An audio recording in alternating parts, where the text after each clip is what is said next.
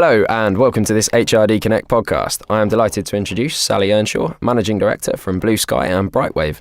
Sally is joining us today to share her expertise on customer service and experience. Welcome, Sally. Hi there, thank you for having me. So, decades ago, we would see that customer service was very much a middle management issue. Now, it's got to the top of the board. What's triggered this change? So I think if we went back to the 1980s, to go back a few years, we didn't even call we used to call it customer service, and now it's much more likely to be called customer experience. So way back then, customer service was what we called it, and it was definitely assigned to the job of the customer service director and his team to be responsible for customer service. But I think if we look at today's customer experience, it's very much more recognised by organisations that that customer experience is everyone's job, and of course, anything that is everyone's job in the organisation most definitely will make it up to the board level agenda. Now, the reason why it's become everybody's job, I don't think any of us would argue that we now are dealing with a much more empowered customer. If we think about our own experiences as customers, we're dealing with this much more omni-channel environment where we're more likely to connect with organisations in multiple different ways, whether it's through telephone calls or through an online channel, or maybe it's through web chat or in a retail store. So we have a much more empowered customer base, and there's a significant opportunity, therefore, to drive value at every single one of those touch points. So I think if we went back to the 1980s, as I said, customer experience was definitely something that was seen as a cost to the organisation, whereas now we're really not fighting the case for customer experience being of value to the business. That's been proven time and time again. And therefore, we've got an opportunity / a challenge, to drive value at every single touch point, and therefore that's now become a board level agenda issue. It sounds like a great opportunity to add value, but actually, are we doing it, and are we grabbing that opportunity? Well, I think it depends who you ask. But if you ask customers, I think a lot of customers would say perhaps not, and we have lots of evidence. Think of all the research that goes on. We have lots of evidence to suggest that we're falling short on customer experience in many situations. And actually, some Blue Sky research that we did ourselves, 78% of the customers that we surveyed were willing to pay for better service. So there are many areas of research that would demonstrate that we still have some way to go. And I think if we look at the ICS rankings, which is the Institute of Customer Service, have a top 50 ranking index for customer experience in the UK. And if we look at that index, it's interesting because in the top 10, 50% of the top 10 have been the same companies for the last few years. And so that's kind of telling us that we're not getting new organisations making it into the top of the rankings. And which is a bit of a challenge, because for many industries, it's really important that comparably to their competitors, they're doing really well on customer experience. And therefore, one of the big questions that we get asked as an organisation is, how do we rise up the rankings? How do we start to compete with our competitors better? How do we make it into that ICS top 50? And if I ask a little kind of metaphor that I use when we're talking to organisations, if I ask 500 leaders to put your hands up if customer experience is on the agenda, largely speaking, 500 leaders will put their hands in the air. And if we ask those same 500 leaders, could you describe what a good service experience really looks like, I think 500 leaders would probably put their hands up, and there or thereabouts we'd have some similarities of what a great service experience looks like. But if you ask those same 500 leaders, so what does it take? What does it take to create an organisation where great customer experience shows up time and time again? Then we start to get some difference of opinion. And actually, lots of leaders, interestingly, go to process and technology and the more tangible elements of driving customer experience. But less people actually go to climate and culture.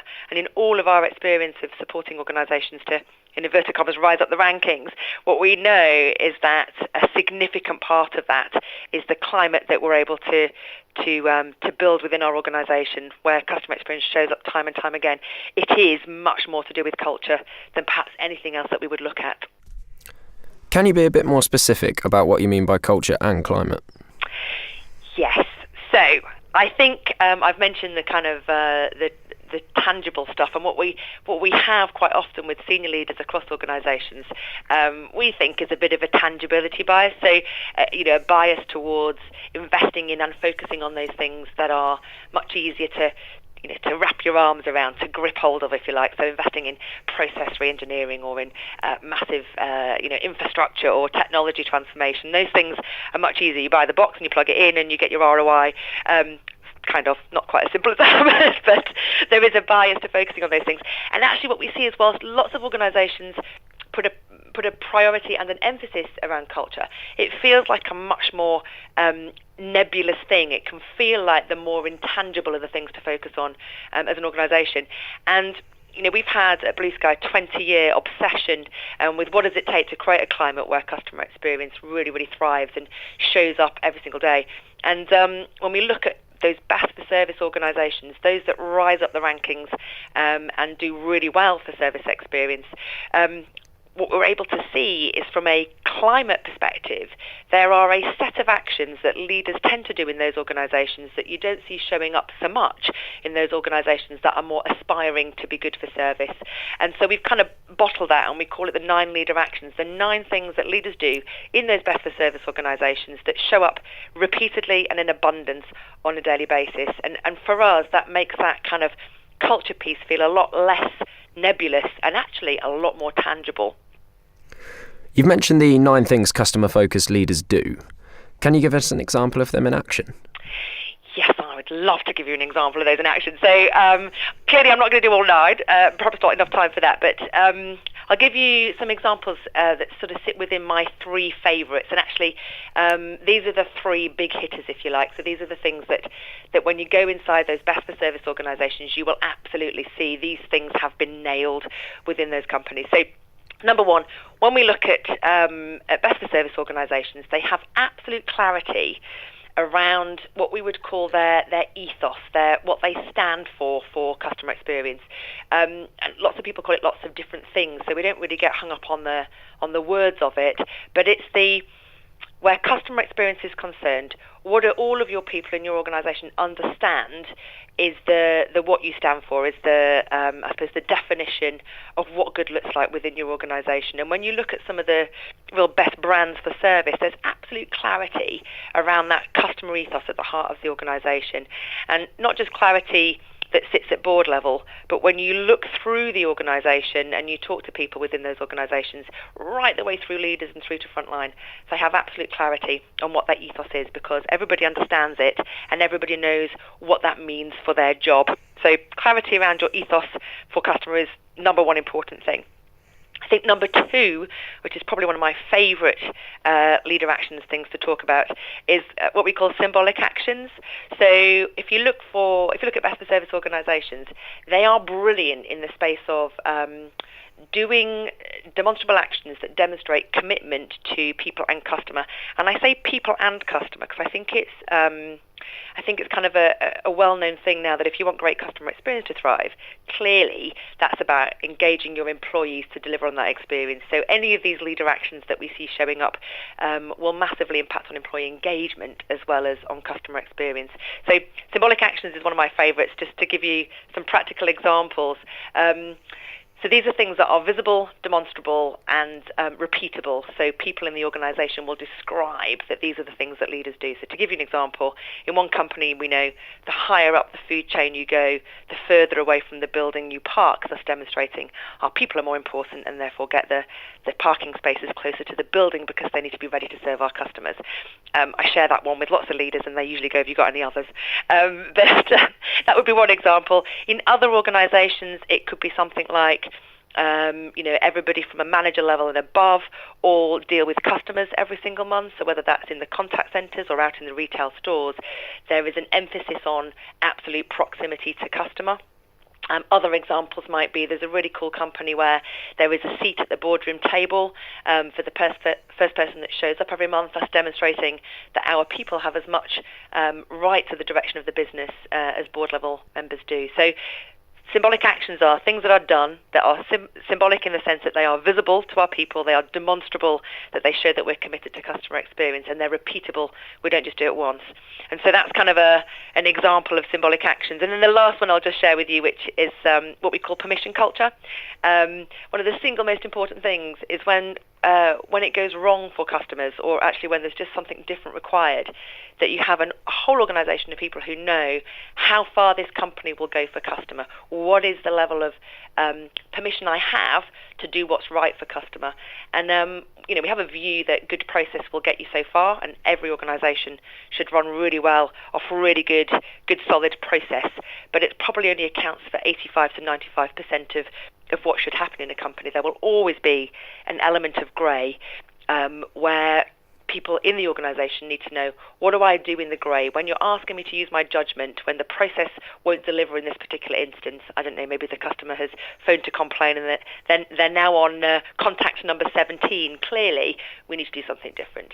And so having what we call an abundance of permission in the organisation, a known level of permission where people are really understand how far they can go for customer and what that looks like, is absolutely what needs to happen if you want to create an organisation where great customer experience really thrives. And when we look at those companies that are best for service, that level of empowerment is known in the organisation, and there are stories in abundance actually of what good looks like where permission is concerned. So those are just three examples of what we mean by by the 9 things that leaders do to create that climate. It's all about the climate for customer experience to really thrive. It all sounds fantastic in theory, but this appears to be a massive undertaking. How does it really work in practice? So, is it a massive undertaking? It's interesting, isn't it? Because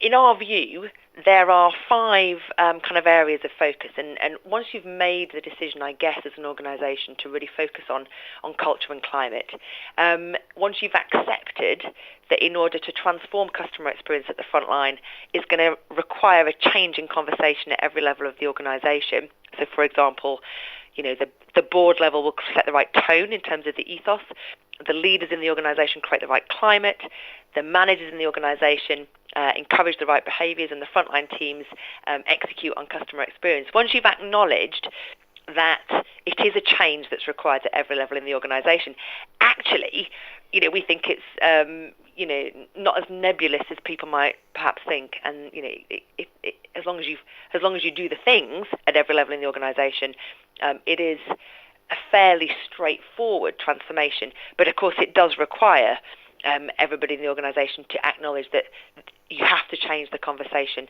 at every level in order for it to really work. And in our business, we quite often get asked about customer experience and, can we support the rise up the rankings? But the focus tends to be on the frontline teams. How do we direct some training, for example, at our frontline teams in order to make them better? When actually, the answer lies in being really cognizant of the fact that if you want to change what happens at the front line to maximise that value that we talked about at the start of this conversation, then you have to do the work right from the top of the organisation down. And as long as organisations acknowledge that and are prepared to go on the journey, our view would be that actually it's some very simple steps to follow in order to replicate a climate that will deliver on customer experience every single day. Thank you very much for joining us today, Sally. You're very welcome. Thank you for having me. Blue Sky and Brightwave, along with a multitude of other thought leaders, will be joining the HRD Summit in 2018. To see more content from them, please visit our website at hrdsummit.com.